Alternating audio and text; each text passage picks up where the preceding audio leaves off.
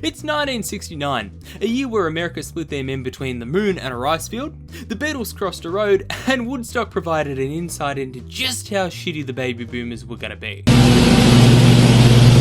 Our story follows the plight of two Hollywood big shots facing the twilight of their careers. The first is a lad named Rick Dalton. Formerly the protagonist of the Western series Bounty Law, he's scared shitless about his future. This is partly because he's spending most of his time being cast as a villain in literally every single one of his TV appearances, but it's also because there's a lack of Nazis for him to burn alive. This cheeky bit of typecasting is an example of the film's key theme: Hollywood itself.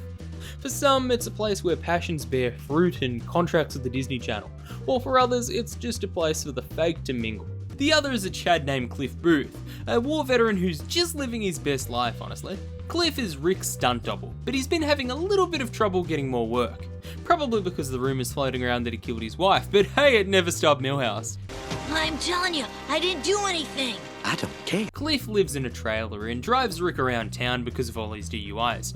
The pair have a buddy cop relationship, like Riggs and Murtaugh or Rick and Morty's Australian counterparts. Rick is offered a series of roles to make spaghetti westerns in Italy, a cool niche that's still a valuable commodity, but he thinks the whole thing is a bit shit for a man of his talents. To be truly honest, I gotta agree with him here. I mean, you look at this dude and you tell me he isn't a contender for the Oscars. Instead, Rick dreams of becoming besties with his new next door neighbours, the bombshell Sharon Tate and her now infamous director husband Roman Polanski. Rick believes that becoming friends with Polanski and Tate will allow him to revive his dying career. The contrast in careers throughout the acting world is yet another key theme of the film. While Rick and Cliff both have careers that are fading faster than my ability to enjoy my 20s, various movie stars around them, such as Sharon herself, are beginning their own journeys, showing that Hollywood is one big cycle of throwing out the old and bringing in the new.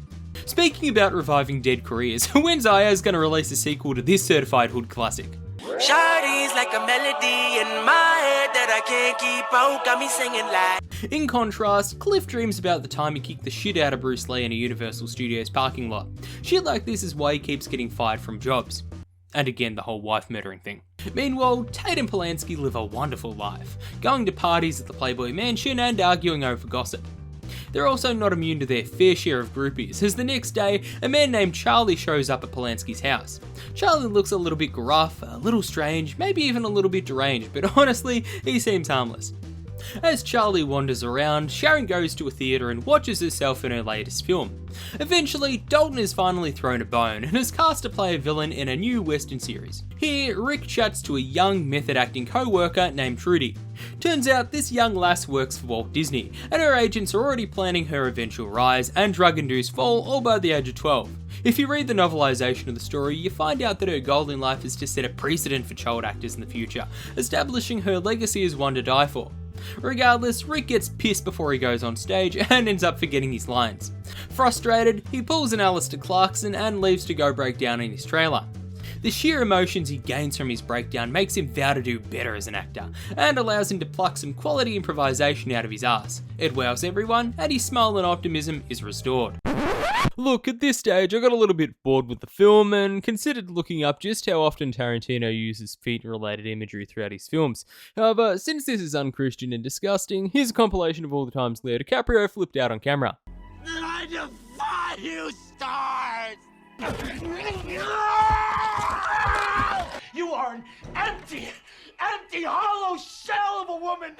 Boss, they're fucking mine! And I think we're all gonna die!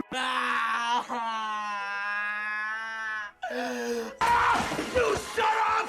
Shut up! Shut up! The fucker out of the bar! Meanwhile, Cliff is still living his best life, driving up and down Sunset Boulevard. On his way home, he picks up a hitchhiker named Pussycat, one who is clearly a minor. She asks him to take her to a place called the Spahn Ranch, a place Cliff knows well. When he gets there, however, he finds the place is infested with hippies.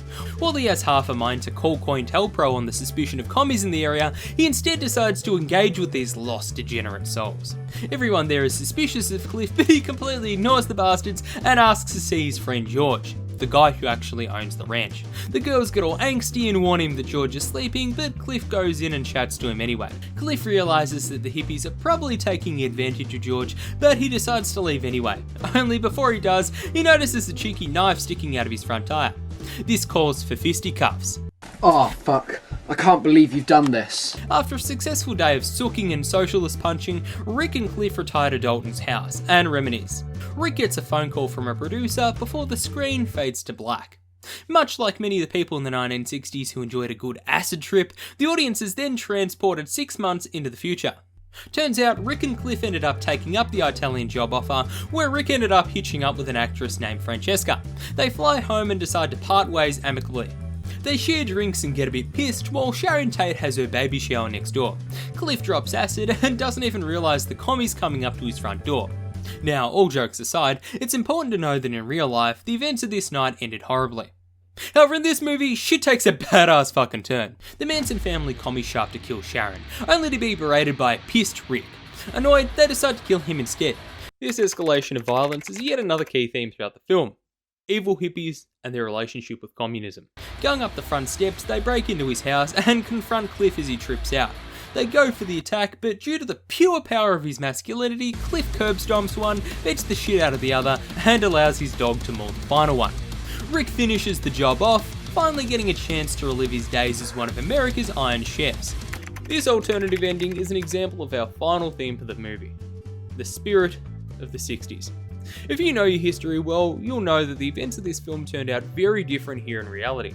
Tate's death in the real world was seen as a symbolic death of the 1960s, but by saving her from a tragic fate using alternative history, Quentin Tarantino also keeps the spirit of the 60s alive and well. The paramedics take a delighted Cliff away before Sharon and co come downstairs, blissfully unaware of the situation going on next door.